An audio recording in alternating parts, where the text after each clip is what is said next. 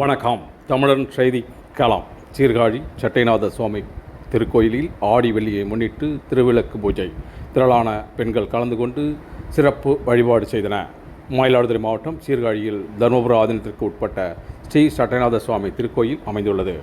இக்கோயிலில் திருநிலை நாயகி அம்பாள், உடனாகிய பிரம்மபுரீஸ்வரர் சுவாமி, சட்டைநாதர், தோணியப்பர், முத்து சட்டநாதர் தனித்தனி சன்னதிகளில் எழுந்தருளி பக்தர்களுக்கு அருள்பாலித்து வருகின்றன.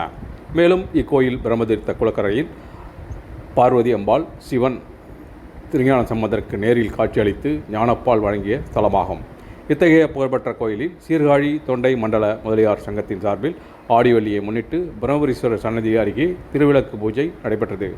நிகழ்ச்சியில் 100க்கும் மேற்பட்ட பெண்கள் கலந்து கொண்டு உலக நன்மை வேண்டியும் குடும்பம் செழிக்கவும் சிறப்பு பிரார்த்தனை செய்து திருவிளக்கு பூஜையில் ஈடுபட்டன.